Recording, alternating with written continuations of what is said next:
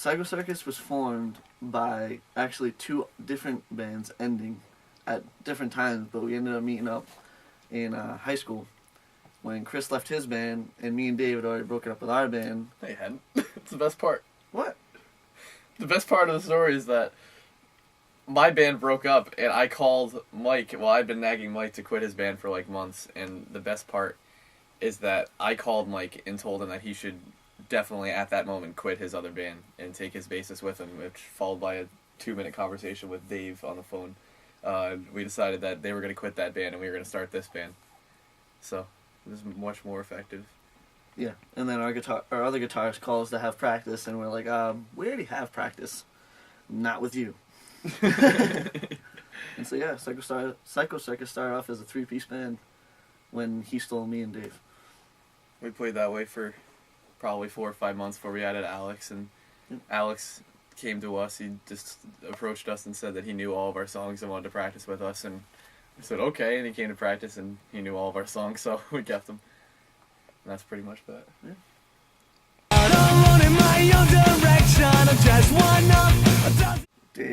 Dave came up with the name Psycho Circus.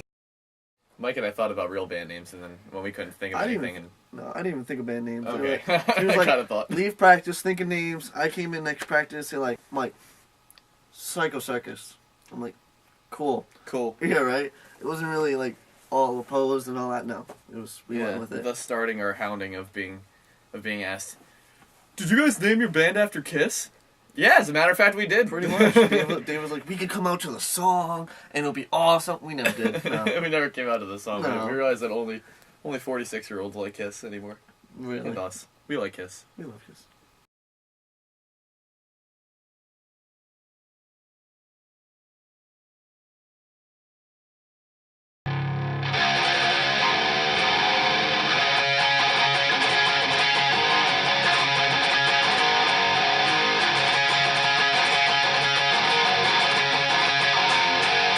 I read everything with a lot of inspirational help.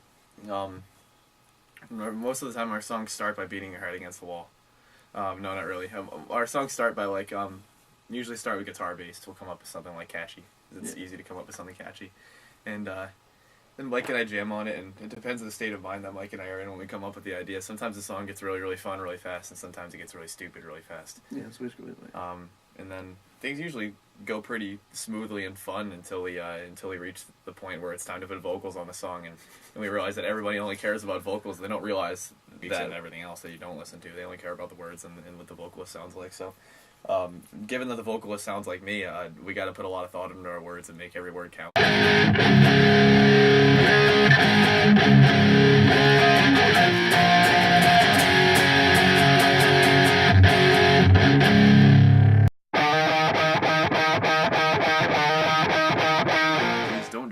Anything tall. Relax. I think what most young musicians need to know around here is that is that there's too many opportunities for bands to just jump on shows and start doing things that real bands are doing. It's too easy for them to do that right off the get-go. They can hit up anybody on Facebook, grab a show, and bam, they're headlining in Providence in 2 weeks. And when there's 5 people in front of the club, they don't understand why there's only 5 people there. Younger bands and just inexperienced bands around here need to understand that they need to work hard for every person to walk through the door, and that there's no sense in headlining the show and telling your friends that you're in a huge band and this, that, and the other thing if you don't have people standing at your door to back that up. We didn't headline a show in Providence until we knew we could have 100 people standing there. I came through the window last night, and you're gone.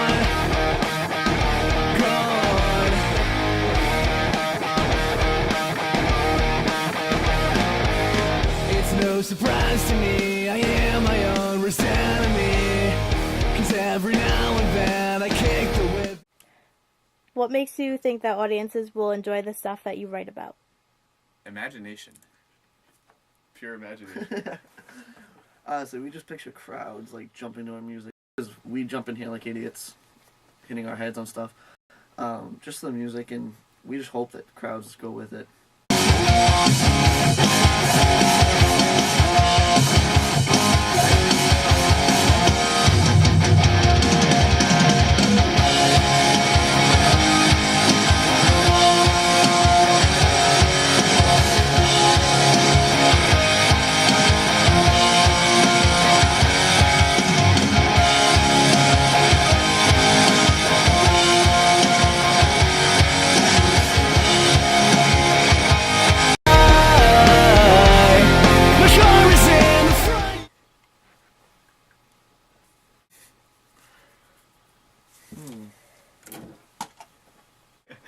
Can we do a top 10 on this one?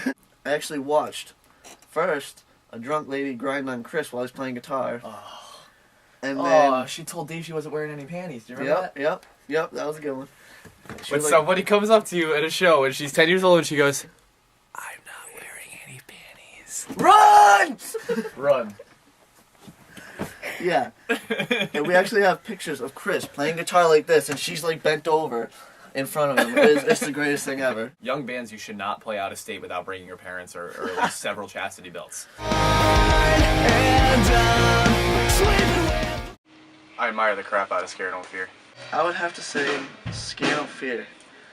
Scare No Fear is the most hated band in Rhode Island and also one of the most loved bands from Rhode Island, and we talk about how tough it is to deal with criticism sometimes and to deal with people not accepting what you're trying to do, and I can only imagine what it's like to be Scare No Fear. Like, they were one of the first bands that we thought were like top shit in Providence, Rhode Island. They were. When we first started on the scene, they were at the top of the food chain, and we looked up to them so much. That deals with racism, deals with two of the most bigoted type of music fans in the industry, fucking really heavy metal fans and really thug rap fans. They're going to deal with both spectrums, and I honestly don't know how the band deals with what they deal with, but it takes balls to be an act that far out and show up at a show and just not care, and they do it everywhere, every state, every night. Like, we always looked up to them as the better performers, and we tried to get to their level, and it's just like, they're amazing.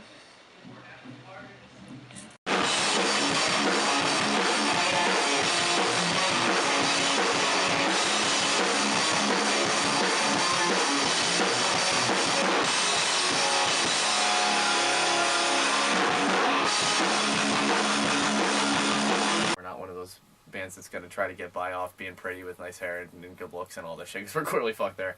And we're not one of those bands that's just going to, we're not going to try to be something we're not. Exactly. Like, honestly, like, we get crap for being a pop punk band with breakdowns because it's like the most stereotypical thing to do, but we find ways to not make it so Oh, yeah. typical. Like, if you can find another band in Rhode Island that does pop punk, but does breakdowns, that throws hip-hop beats in there, it's like, it's a very unique sound that we are very proud of, actually.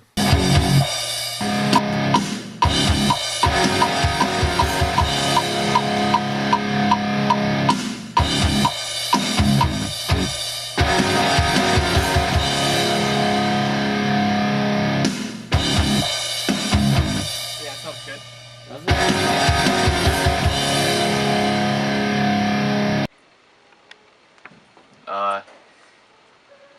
What's it like being a local musician in Providence, Rhode Island? It's a giant, big letdown, and no, it's tough. It's a good representation of how hard it is to make it anywhere in music these days and stuff.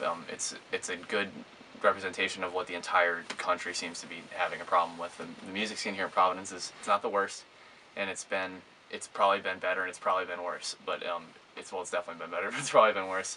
But it's in a tough spot right now, and it literally lets everybody know how hard it is just to get people to come out to a show is the hardest part.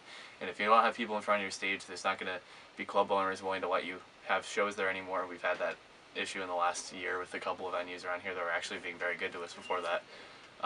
But the kids these days, they want to drink before the club and then go out at 11 o'clock and get trashed and do stupid shit and go home and then do it again the next two nights. They don't want to go out from a show to 7 to 11 and see 6th grade bands who work their asses off all week to try to be there for people. It's a really rocky road, and we've been, just like every band seems to be able to claim, we've been asked multiple times, or told multiple times, yeah, we're gonna get you out of here. We're gonna get you guys where you guys need to be. We're gonna get you those shows. We're gonna get you that airtime. And it's this, that, and the other thing. It's all a bunch of bullshit most times. It's all a bunch of false promises and people just trying to play the part and not actually be the part. So it's tough. It's a giant test on your perseverance.